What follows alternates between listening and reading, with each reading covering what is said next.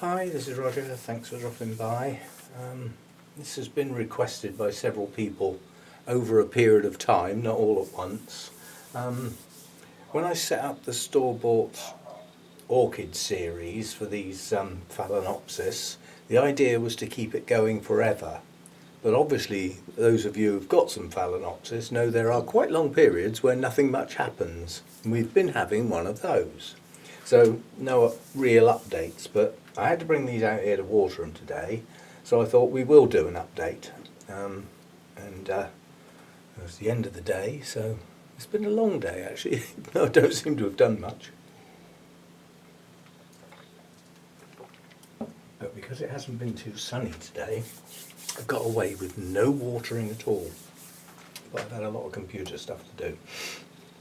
Okay, now what we ended up with was two plants in one pot that got potted separately, which was those two. So those are in fact the same Phalaenopsis.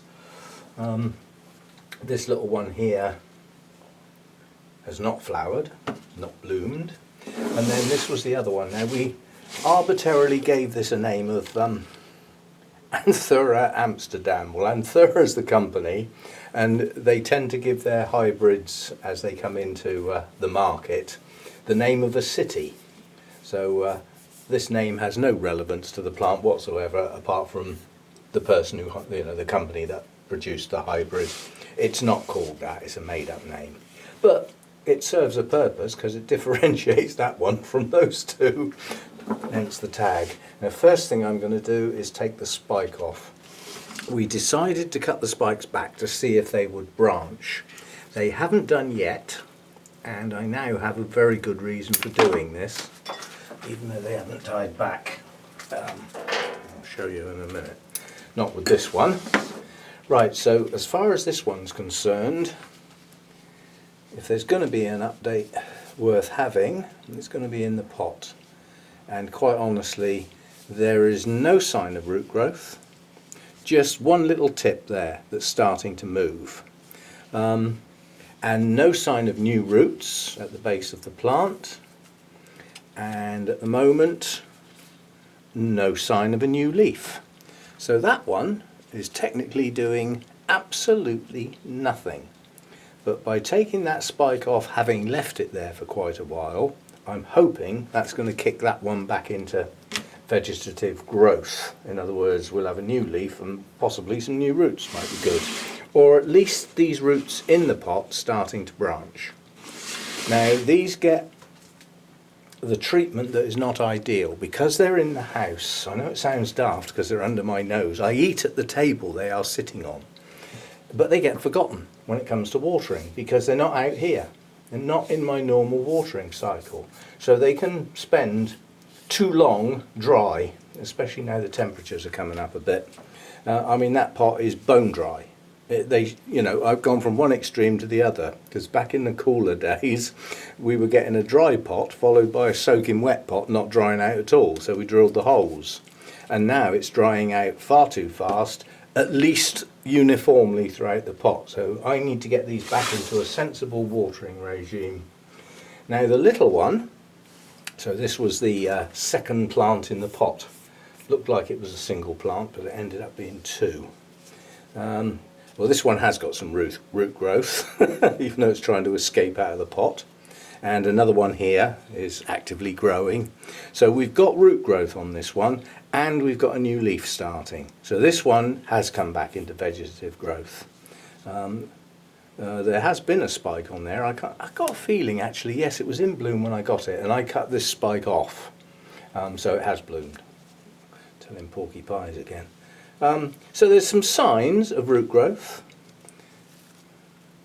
Nothing hanging out the bottom of the pot, and we do have a new leaf starting. So coming back into growth, that little one. Let's have a look at its mummy. It's like a mother and daughter in the pot. Now what we've got here is we do have some root extensions in the pot. Oh, and we've got one that's escaped out of the bottom of the pot. That's all right. So that one gets hydrated quite nicely because I always let the pot drain into the tray because it's going to go in on the dining room table. I don't want drips. So this one gets quite well hydrated hanging out the bottom of the pot. And we've got a new one growing here. So we have a single new growth at the moment. And I don't see any signs of any more root activity in the top of the pot. And on this one we also have a new leaf coming. Yeah? So again, it's come back into vegetative growth. I suspect this little seedling leaf is going to come off soon. It's gone limp and floppy and turning yellow, so that's going to fall soon. But apart from that, it's coming on. Now they all need a flipping good watering. This spike's going to come off as well on the grounds. I don't want it being tempted into thinking of branching a spike, having just come back into vegetative growth. I want the energy to go into growth now. One of them's late starting, the other two are underway. Got the temperatures now, even though they're in the house and they're not as warm out here. What I should be doing, if I could be bothered, is bringing these out here in the heat during the day and taking them back in at night when it gets cold out here. But then they wouldn't be being grown in the house, would they? The whole idea was that these are grown in the house and have nothing to do with the grow room and the associated temperatures and humidity. So, like everybody else, having to put up with the lower humidity of the house, in this case lower light levels as well, although they don't get bad light because they're up against the glass of the grow room. So although they're at the back of the grow room, the sun spends quite a lot of time up this end.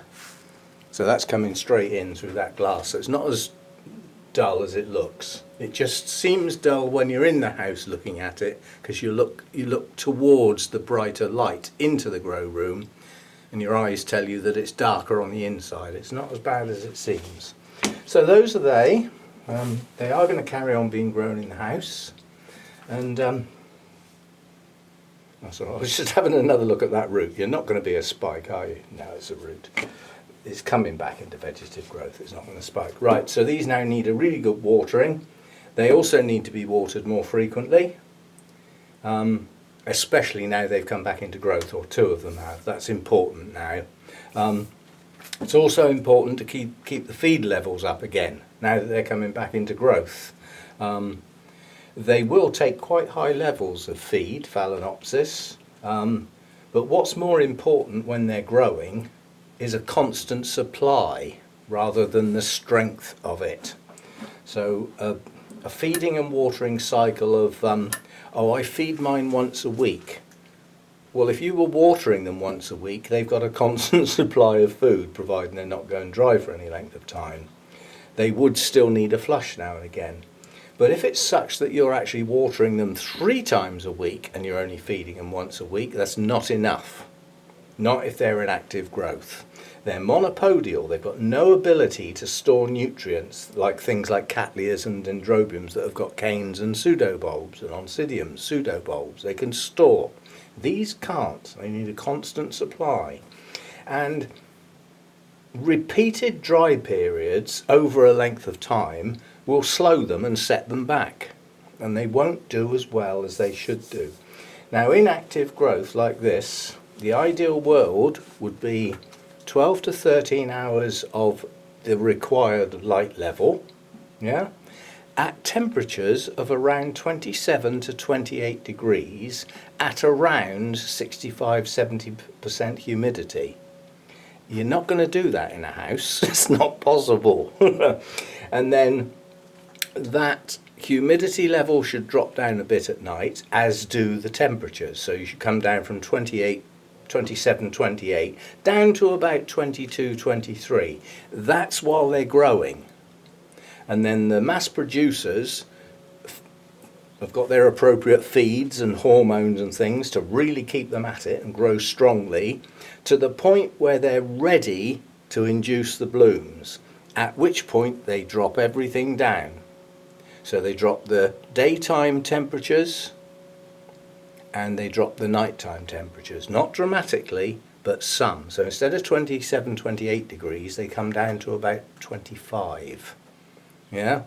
And the nighttime temperatures drop down to about 17, 18. And it's that kicks the spikes off under their circumstances. Quite honestly, if you look up where most of the Phalaenopsis species grow, they don't get those sort of temperatures, but then they don't come into bloom in 2 years from a seedling either. So the difference between the mass-produced ones and the wild ones is dramatic. They are not the same thing. So there we go, that's an update on the store-bought Phalaenopsis. And 2 coming back into growth. I suspect the other one will follow suit shortly. And I need these back into a watering program because of the growth that suits them better. And my Renanthera, that's got media in the pot now, needs to be in the same program because this is drying out too quick as well. That's I just happened to be there, that was all, nothing to do with these. Right, so water and back in the house. The reason I water out here is that I don't make a mess in there on the table or on the carpet or anything. And then they'll go straight back in their place. And we'll take a look at them in a while. As I say, we've got, you know, signs of some roots in places, signs of some new leaves, so we've got something to look at now and again now. But it's been a long delay between the last time we looked at them and now because nothing has happened. And the store-bought Phalaenopsis are prone to having basically what you could call a total break from everything they've known before. Because they've lost their perfect environment, they've lost their specialist food and hormones, they've lost everything they ever had, and they've had to support a load of blooms in your house. So when those blooms are finished, they just quit. I do nothing now for some time, and then slowly they'll come back in again. So there we go, that's those. See you next time. Right, for those of you who are still here, I've forgotten this 3 or 4 videos on the trot now. This is important as well. So I hope you stayed till the end. I had somebody contact me about Rick. Now I haven't had any direct contact with Rick, and I didn't know anybody else had since Todd actually got a text from him some time ago, and it was some time ago as well. But somebody's contacted me that they actually got a response to an email. A response to one of many, but they got a response. And basically Rick's had a very bad autumn into winter, virtually not being able to use his hands, so unable to type or mess about with cameras or anything like that. He's lost his orchid collection, those were all given away to friends and etc. So his inability to look after them, rather than let them die, they were given off to other people. So there must be some people who know what's been going on, because you know, they must have exchanged notes or something or other to have got the plants sorted out. So he now hasn't got an orchid collection. Whether he will build another one, I don't know. I haven't heard. But he's come out of those bad times into what can probably only be called as well as expected, which is never going to be good, is it? We know that. So somebody's heard from him, they got an email, and they passed it on to me so that I can, I assume because I've got a reasonable sized channel and can get to a lot of people, plus that person knows that I've had quite a lot of chats with Rick in the past on feeding and the various things. So and I always said, when somebody whose orchids look as good as that, yeah, and they talk about feeding, I listen. Proof of the pudding and all that sort of stuff. You can come up with all these wonderful theories and magical formulas and this, that and the other, but if you haven't got the orchids to back it up, then I probably ain't listening. Anyway, quick update on Rick. Not good, obviously, but at least well enough to make a, you know, an effort for a response to an email. So good stuff. Right, see you next time.